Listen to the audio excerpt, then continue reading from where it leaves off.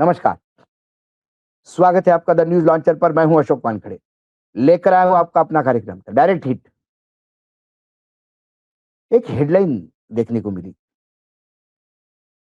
क्योंकि भाजपा में अलग-अलग राजनीतिक दलों से प्रवेश करने वालों का आंकड़ा कोई छोटा नहीं है। कई लोग जो भ्रष्टाचार में लिप्त होते हैं और एजेंसियों के गिद्ध जब उनके आसपास मंडराने लगते हैं, तो बचाव हेतु तुरंत वॉशिंग मशीन में उतर जाते हैं जिसका नाम भाजपा है। और फिर उसी भ्रष्टाचारी के कमाया हुआ धन के बदौलत ऐशो आराम की जिंदगी जीते हुए सत्ता में भागीदार भी बनते हैं। ऐसा ही एक फिर महाराष्ट्र में दल परिवर्तन हुआ। लेकिन उस खबर को जब मैंने देखा तो मुझे लगा अरे ये तो अलग खबर है, इसको एक्स-रे से देखनी चाहिए। खबर थी भाजपा में शामिल हुई राजू सातव की पत्नी प्रज्ञा जी बोली, हम हमेशा मेरे आदर्श रहेंगे सोनिया और राहुल गांधी। बड़ा अजब, कांग्रेस से भाजपा में प्रवेश और फिर गांधी परिवार को गाली ना देना, ये बड़ा अलग संयोग है। फिर मुझे लगा कि मुझे ये खबर के भीतर जाना चाहिए।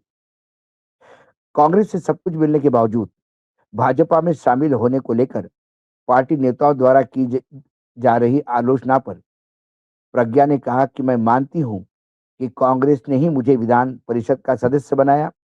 सोनिया और राहुल गांधी हमेशा मेरे आदर्श रहेंगे।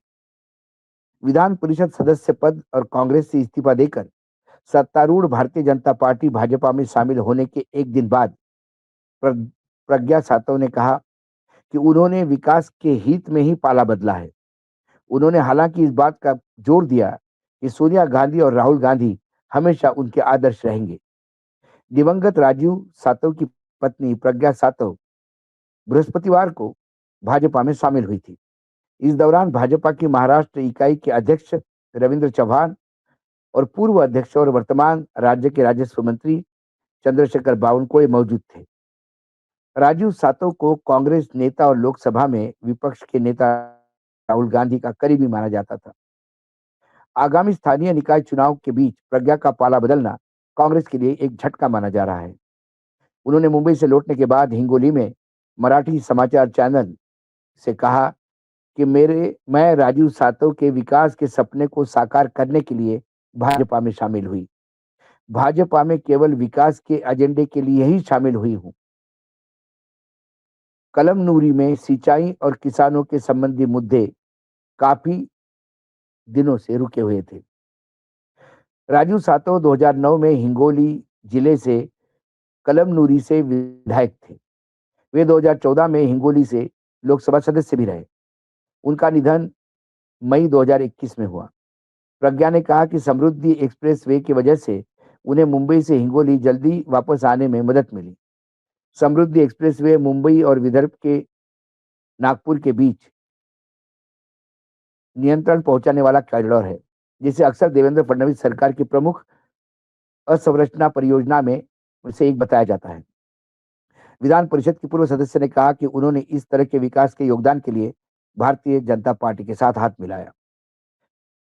उन्होंने कांग्रेस से सब कुछ मिलने के बावजूद सत्ताधारी गठबंधन में शामिल होने को लेकर पार्टी नेताओं द्वारा की जा रही आलोचना में कहा कि मैं मानती हूं कि कांग्रेस ने मुझे विधान परिषद सदस्य बनाया। सोनिया गांधी और राहुल गांधी हमेशा मेरे आदर्श रहेंगे। प्रज्ञा ने दावा किया कि वह बिना किसी शर्त भाजपा में शामिल हुई है।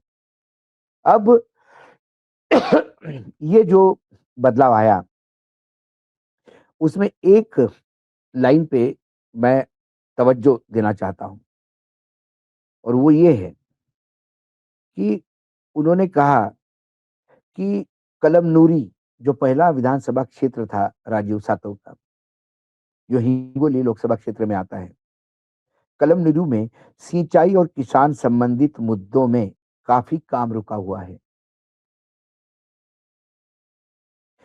ये लाइनें ही बता देती है कि कई लोग सिर्फ भ्रष्टाचार का आरोप लगने के कारण या वह एजेंसियों के प्रताड़ना के कारण या डर के कारण या सत्ता का मक्खन खाने के कारण ही विचारधारा नहीं बदलते। प्रज्ञा जी अपने पति के निधन को लेके, क्योंकि युवावस्था में राजू सातव का निधन हो गया और उन्हें पार्टी में बहुत बड़ा भविष्य था। हो सकता था आने वाले समय में वो मुख्यमंत्री बनते महाराष्ट्र। तो ऐसे में अपना छोटे बच्चों को लेकर जब वो परिवार चला रही है, तो कहीं न कहीं उन्हें बार-बार इस बात का दुःख था कि विधान परिषद में वो एमएलए तो बन गई है, विधायक तो बन गई है, एमएलसी, लेकिन उस कलमनुरी क्षेत्र का विकास नहीं हो पा रहा है। कोई भी परियोजना इसलिए वहाँ काम नहीं होता क्योंकि वहाँ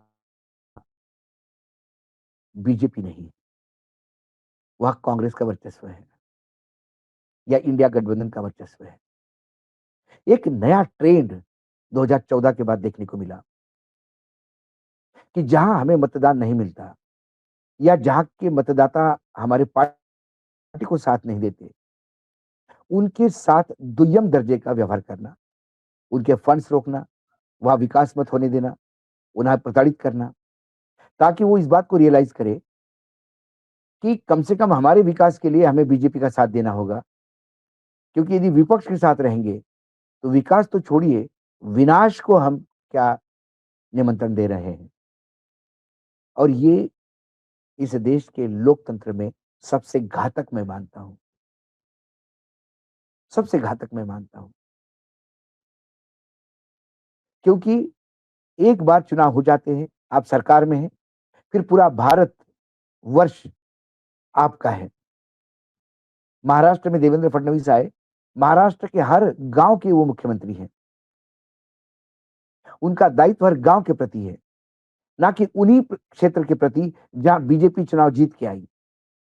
और जहाँ-जहाँ विपक्ष के नेता है, वहाँ जानबूझकर फंड नहीं देना। और वर्तमान में जो वित्त मंत्री है, उनके ऊपर तो बहुत आरोप लगता है महाराष्ट्र में। वो विपक्ष को तो फंड ही नहीं देते और अपने गठबंधन में भी सबसे पहले अपने पार्टी के साथियों को ज़्यादा फंड देते हैं, फिर बाकी बचा हुआ फंड इधर-उधर जाता है। फंड एलोकेशन कांग्रेस ने 60 साल 70 60-65 साल राज किया, लेकिन कभी उन्होंने ये काम नहीं किया। फंड्स किसी के नहीं रोके। चुनाव खत्म हो गए, चुनाव के बाद ठीक है, चलता है। लेकिन प्रज्ञा का जाना, क्योंकि मैं उस परिवार को जानता हूँ, लेकिन उनको लगा होगा कि ऐसा ही चलता रहा, ऐसे ही वोट चोरी होती रही, ऐसे ही डकैती होती रही मतों की और ऐसी ही फर्जी सरकारें बैठती रही। फिर कांग्रेस में तो इसमें जगह नहीं है। मेरे पति तो चले गए, लेकिन क्या इस क्षेत्र का विकास करने का जो उनका सपना था, वो भी अधूरा रह जाएगा? देखिए, अपने कितने मन पे पत्थर रख के वो उस पार्टी में गई होंगी। ये जो मैं एक से देखता हूँ, रोंगटे खड़े हो जाते हैं। क्या आने वाले समय में हम चाइना मॉडल पे जा रहे हैं? One nation, one election, one party, one नेता, विपक्ष रहेगा ही नहीं। ये विपक्ष को काम ही नहीं करने दिया जाएगा।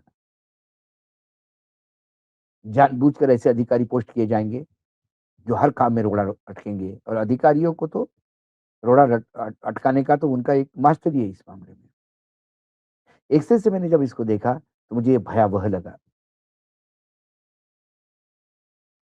तो यही कारण है कि पक्षांतर इन कारणों से भी किया जाता है, जिसे हम ब्लैकमेलिंग कहते हैं। आज एक्सेल में इतना ही, कल फिर आता हूँ किसी विषय के साथ, तब तक के लिए नमस्कार, देखते रहिएगा द न्यूज़ लॉन्चर।